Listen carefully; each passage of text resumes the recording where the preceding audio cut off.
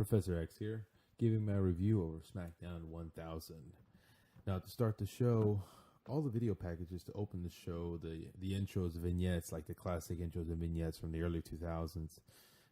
Great stuff, classic funny moments, with Rock Kane, Eddie Guerrero, Booker, Stone Cold, Edge, Vicky Wedding. Oh my God, that really brought back some memories. And then classic Brock Lesnar, that we don't see anymore, the funny Brock Lesnar. So I was glad to see just a couple of those different clips and to kind of refresh your memory here. Now, another thing I didn't see that I was hoping to see was the Titantron fist, the older one, whenever they actually had the big actual fist. I didn't expect the pyro, but I did think they were going to go ahead and do the old school fist. Who knows, maybe they scrapped it or whatever. Now, the first segment of the show, it was Truth TV. Truth and Carmella hosting that show. And, I thought it was cool. Just kind of lighten up the mood and get it going. The Truth, coming back into the picture and everything it's good because it's fresh. We haven't seen him in a long time. I just kind of wish that he would maybe be shining up somebody else because recently he was just working Miz. Miz doesn't need him to be polished up. So I want to see Truth maybe polishing up maybe some of the younger cats, whoever it may be, whoever making a return. Whether it be Sami Zayn one day when he comes back, maybe have him go to SmackDown and work Truth, but that's neither here nor there. Now, Truth is really helping out Carmella get over as a baby because, and to me, Carmella just really wasn't believable in that heel role. She just didn't feel authentic and really grasped it. Yeah, she was being annoying, and yeah, she was kind of going in and, really making fun and making fun of the crowd and all that, but she really didn't seem like she believed it. So her as a baby, doing this thing with Truth, I really feel like that's more of a natural role for her. She seems more liked and more well accepted by the crowd. So the first guest that we see now on Truth TV is going to be Stephanie McMahon. She comes out, and being Steph, she's classic corporate heel, making fun of the crowd and everything.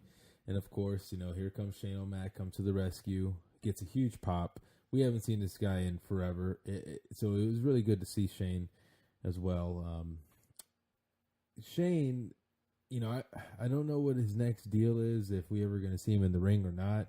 I kind of wish maybe we would have seen something maybe building up to Survivor Series, but we'll see what happens on that end.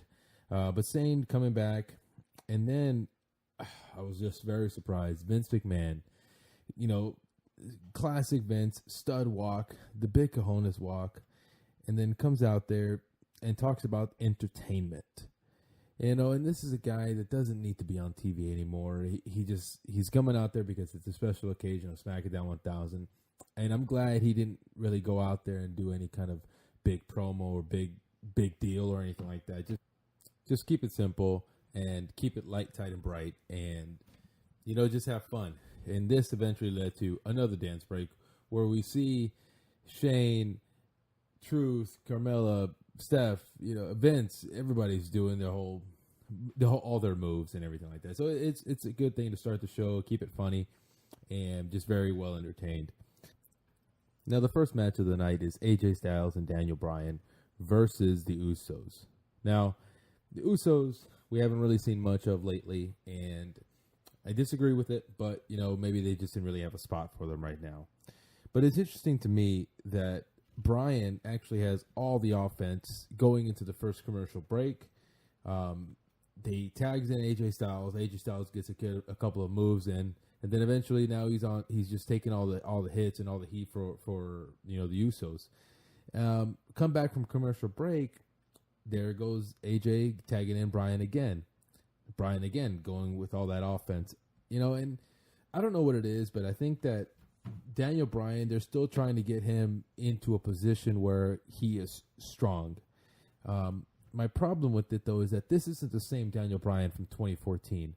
This Daniel Bryan is doing this underdog role, which I get that he is, and he did the same thing in 2014, but in 2014 he was believable, and he was just scrappy, he was nasty, it was just something that you wanted to see.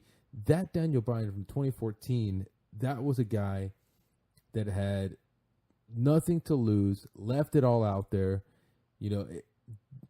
I could go on and on about that 2014 Daniel Bryan, but this isn't him. And I think that all they're doing right now at this moment is trying to get him just making him look stronger. They want him to look stronger to actually be competitive against AJ Styles. Now, I'm sure they'll have a great match. Match of the year?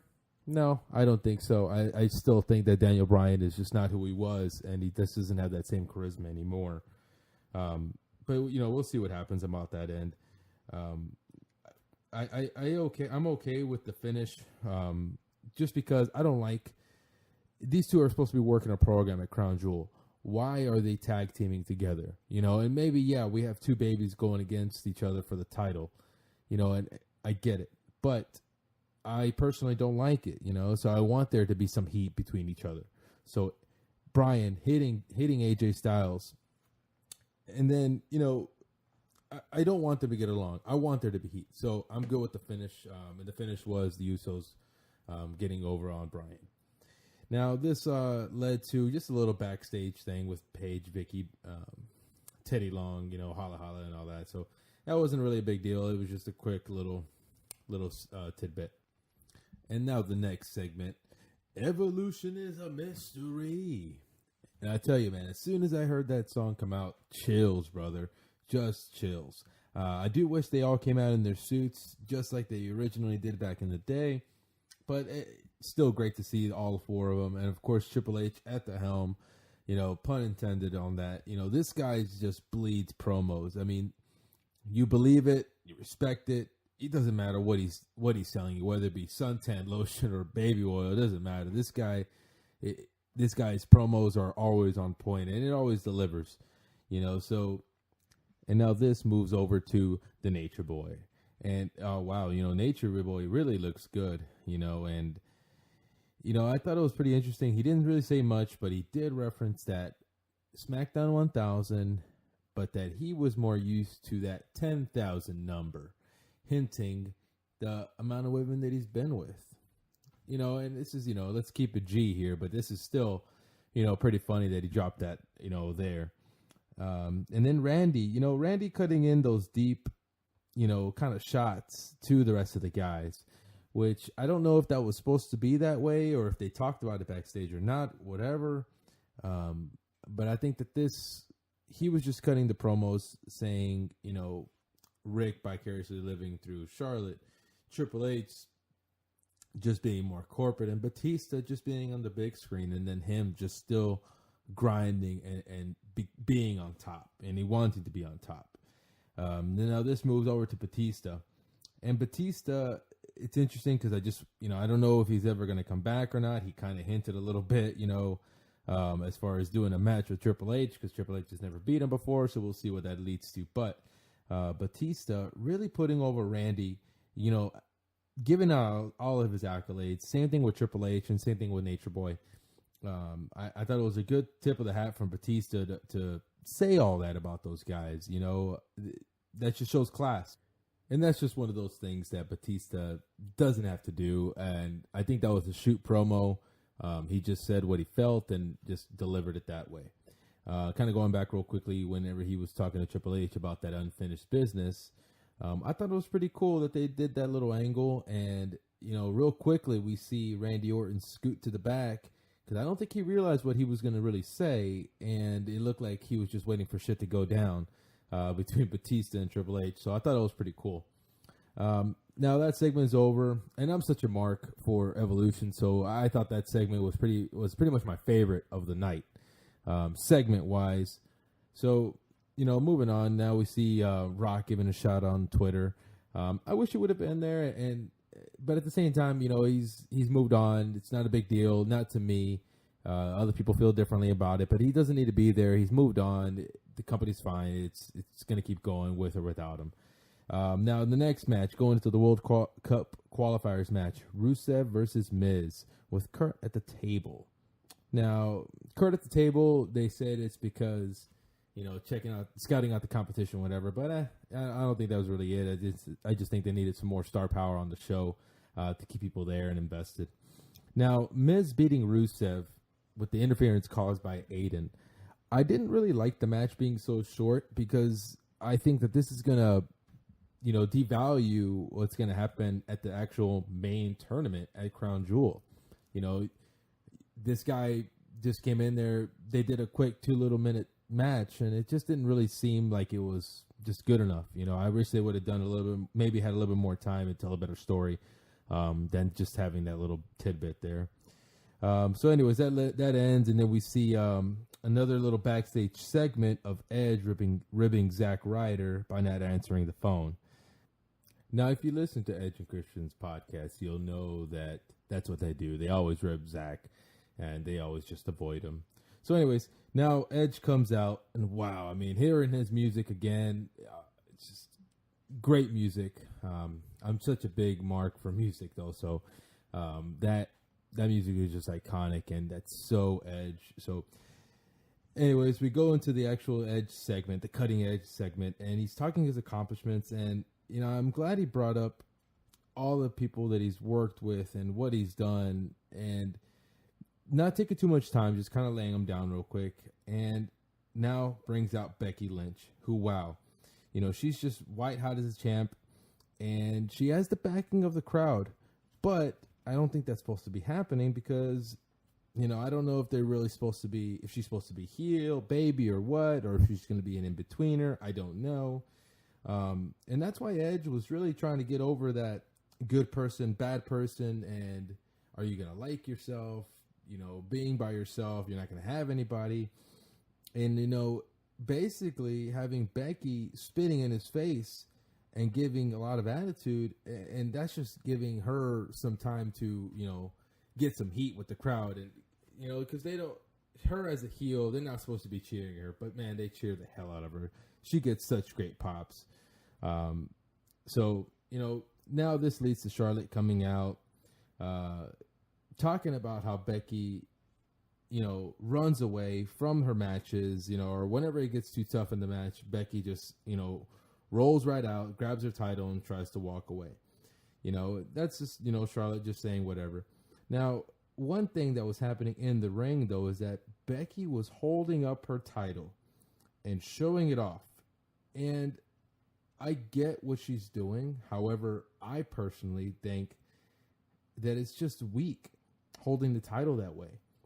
It's like a toddler holding up a lollipop or something, going na na na na na na. I had the title, and it just seems off too, childish, and it doesn't seem, it doesn't make her look strong to me. She's just holding up the title because she has nothing else to say. Not that she really needs to say anything, but she's not the one supposed to be showing it like that. I think that she needs to hold it on her shoulder or wear it around the waist. And just, let Charlotte do what she can do. But she doesn't need to be holding the title up like that. But that's just me. I don't like it. But, they get into it like normal. And hopefully we have a pretty good match with those two, leading into Evolution, Women's Evolution. Now we see a little segment of Rey Mysterio. We get that first little glimpse of Rey. And, he's meeting up with Jeff Hardy. Now, Rey, just in that little bit that we saw, wow, he looks pretty damn lean. Such good shape. He's taking care of himself, and that's what he does now. So now this next match going into the New Day versus The Bar for the titles. Now, I'm biased towards this because I've really gotten bored of New Day because it's the same nonsense, and I just don't feel anything new, fresh with them. I know that they're over with the crowd, but it's getting tedious to me. I feel like it's already run its course. Have them do something else, go heel, or just do something else, or have each one do something on their own. I don't know, but this faction that they have, I'm just tired of it. But anyways, moving on. The commentary with King and Booker, which I think every time they kind of went back to King and Booker during that match was kind of off. I didn't think their timing was right, but it was good to see Booker and King and on the announcers table, and it was good just seeing them there, just spitting their stuff and all that. So it was good stuff to see. Now the Bar looking strong as expected, and laying in on that offense to the New Day.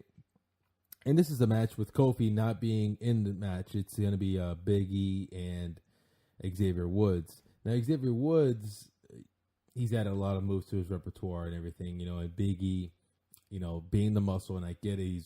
He's a great worker. They're all great workers, but the same thing, I'm kind of seeing just repetition with Big E and Xavier, that it just doesn't seem like they're really doing much, in my opinion. Now, I don't know if you noticed it or not, but damn, did you see Big E damn near could have snapped Cesaro's neck? I think it was just one of those freak things that it was just too much momentum in the corner, and Big E lifts him up, gives him a little side slam, and slams him right on the back of his head. It's one of those freak accidents, whatever, but it looked like Cesaro was fine, so they moved on from there. And then what's very odd, they go to the outside, and they hint that they're going to put, through a table, and then who comes out is Big Show. Now, Big Show, we barely saw him last week do a little qualifier match with Randy. And Big Show, as everybody knows, this guy's turned, 1,000 times over, any which way they need him to be. He was baby heel, it doesn't matter. He can go either way. And now he comes there and thinking that he's actually going to be backing up New Day. Turns out he actually puts Kofi through the table, and great way, just to even out the odds. And I liked it. I just kind of wish he would stay one role. But yeah, putting Kofi through the table, putting that away. And then you have the Bar getting over and finally getting those SmackDown tag team titles, which I'm glad they got them. I'm glad they got that tip of the hat to go ahead and get those titles, because New Day, again, to me, was just getting a little stale. John Cena cutting a little video promo, who, to me, kind of looks like a juiced up Jim Carrey, man, with that long hair the way he has it. He's just, I'm glad he did a promo. I'm glad we saw an actual video of him doing a little promo there. Of course, it would have been good to see him there, but, he's same thing like Rock, just doing other things. He'll show up when he can and does what he can whenever he has the time. Now, finally, for the main event, Rey Mysterio versus Shinsuke Nakamura. Now, at first, when I first saw this match, I actually thought it was going to be for the title, the U.S. title. But it just turns out to be just a qualifying match. And Shinsuke is kind of weird because I haven't seen him lately, and I don't know if he's supposed to be heel, baby, or what. People are still singing with this music. So I don't know. And we haven't really seen much of him lately. And I just don't know what it is about him. I mean, at first he was really getting with the crowd, really connecting with the crowd, but now he's not. He's kind of fizzled out a little bit, but we'll see what happens. And in this again, this is the qualifier match, and Shinsuke was really laying in those knees to Rey. I mean, there was a few hiccups in the transitions between, what they were doing, and I think they were still just trying to figure each other out. I don't know if they've ever worked each other, Mexico, Japan, or wherever. But there was a few hiccups, and that's to be expected. But Shinsuke, I mean, he was really getting in those knees more so than I usually see him do. But I like that because I like these guys working stiff and really laying it in because, this has to be believable. We all get that it's a work, but you got to believe it, and so I'm glad you see the human element that, they're still trying to figure each other out. But they were really laying in their stuff, and I like that. Obviously, as the match went on, it was a good pace. They got smoother with their moves. And wow, Rey did this funny looking slide, a penguin slide or something, going underneath the bottom rope, sliding out underneath the bottom rope, and just giving like just a straight, splash onto Shinsuke, who's lying down on the actual mat, and I thought it was heavy too. I mean, Rey didn't go down there just gently. I mean, he really slid out there and really landed on him good. So I liked it. That's that innovation style that Rey does. But I liked it. It was a great match. As expected, Rey got the win. And I thought it was kind of a funny frog splash that he did from the ropes. But I think they just didn't have enough room. But I've never seen Rey ever do a frog splash to win. And I think that might have been, at least in my opinion, it might have been like a tip of the cap to Eddie Guerrero, and who is one of those pioneers of that show, or one of those he's one of the guys of the Mount Rushmore of SmackDown. So I'm glad Ray did that frog splash, and I hope it was for Eddie that he did that. Now, to close out the show was Undertaker. And I honestly did not like this portion of the show. I mean, we have 5 minutes left on the show, and 2 minutes and 15 seconds, we see Taker walk into the ring. And then he goes in 30 seconds, says, "Oh, rest in peace, DX." And then that was it. And then another 2 minutes and 15 seconds to walk back out. And that was it. And some people liked it. I truly hated it. I think that, we just saw you do this on Monday Night Raw. Why on earth or hell are you even doing that? At least say something or cut a different type of promo. I don't care. Something else. Because you come out there just saying rest in peace, man. Nobody's paying for just a rest in peace from you, man. We want to see something else or have you do something else, So I didn't agree with it. I wish they would have just let Ray finish, Ray maybe cut a promo saying, "I'm glad to be back, SmackDown 1000, thank you," and have the show end like that. Or anybody else. It doesn't matter. So Undertaker closing the show, I didn't agree with it. And oh my God, I hate with a passion this stop at the very top and do this stare back. Like, okay, we're watching you. We've seen you do this many, many a times. Just keep walking. Okay, you don't need to do this fist in the air and all that kind of stuff. And I don't get me wrong. I'm a fan of Taker. Okay, I just think that this was not the time to see that. Okay, so that being said, the show overall, I enjoyed the show. I just thought it was a very, solid show, good paced, and we got a chance to see everybody. And that's all I have. Again, this is my review for SmackDown 1000. And, class dismissed.